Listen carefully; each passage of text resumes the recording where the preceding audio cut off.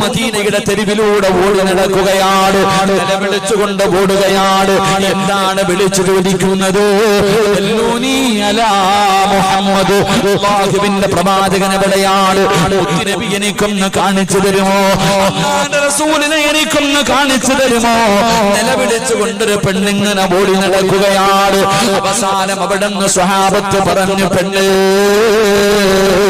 ആയിരിക്കുന്നതാണ് അല്ലാഹുവിന്റെ പ്രവാചകൻ. അവിടെ നിന്ന് മുത്തുനബിയെ കാണിച്ചു കൊടുക്കുകയാണ്.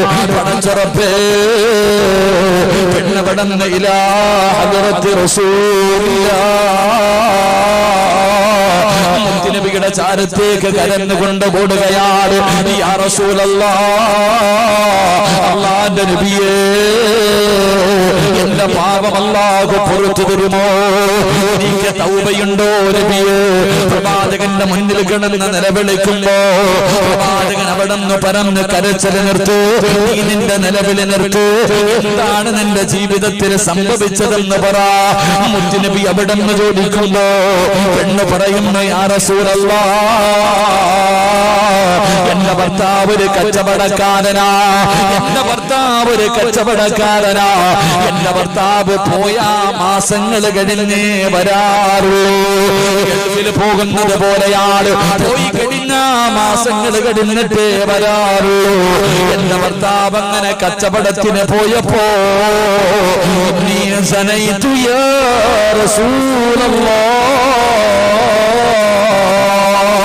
ഞാൻ വ്യഭിചരിച്ചു നബിയേ, ഞാൻ ശാരീരികമായി ബന്ധപ്പെട്ടു, ഒരു പുരുഷനുമായി കിടപ്പറ പങ്കിട്ടു എന്ന് പറയുകയാ.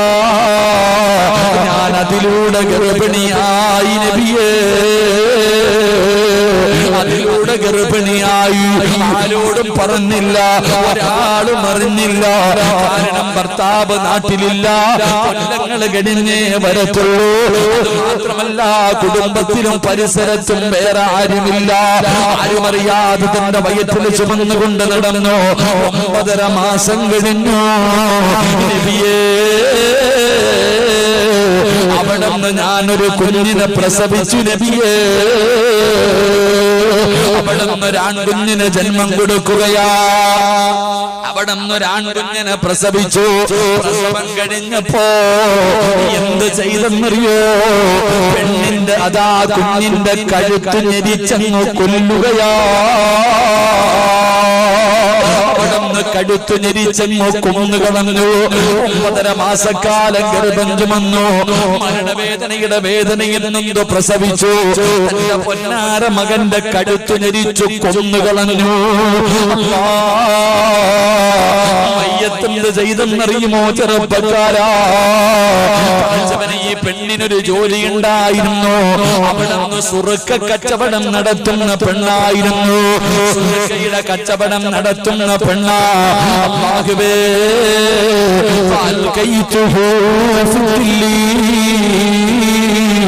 ഏറ്റവും കൂടുതൽ പവർ കൂടിയ സുറുക്കയുടെ കുപ്പിക്കകത്ത് കുഞ്ഞിന്റെ മയ്യത്തിട്ട് അടച്ചു വെച്ചു. റോഡിന്റെ സൈഡില് മാങ്ങ ഉപ്പിലിട്ട് വെച്ചിരിക്കുന്നത് കണ്ടിട്ടുണ്ടല്ലോ, നെല്ലിക്ക ഉപ്പിലിട്ട് വെച്ചിരിക്കുന്നത് കണ്ടിട്ടുണ്ടല്ലോ. ഇതുപോലെ തന്റെ കുഞ്ഞിന്റെ മയ്യത്തെടുത്ത് അതാ കുപ്പിക്കകത്ത് അടച്ചു വെക്കുകയാ. അതിനകത്ത് കിടന്ന് അഴുകുകയാ, അതിനകത്ത് കിടന്ന് ദ്രവിക്കുകയാ. ഇറച്ചിയും എല്ലുകളുമെല്ലാം അതിലേക്ക് അലിഞ്ഞങ്ങ് ചേർന്ന് കഴിഞ്ഞു. അടയാളം കാണാറില്ല, ഒരടയാളവും കാണാറില്ല. സർവ്വതും അതിനകത്ത് അലിഞ്ഞ് ചേർന്ന് കഴിഞ്ഞപ്പോ നബിയേ,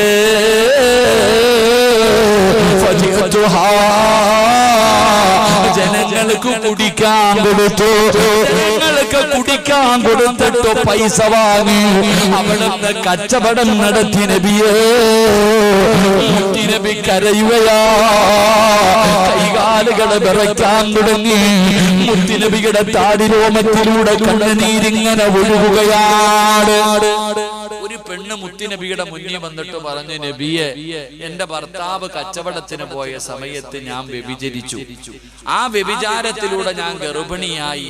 ഹോസ്പിറ്റലിൽ കൊണ്ടുപോയിട്ട് കലയ്ക്കൊന്നുമില്ല. ഉമ്മായും മോളും കൂടെ. ഭർത്താവ് ഗൾഫ്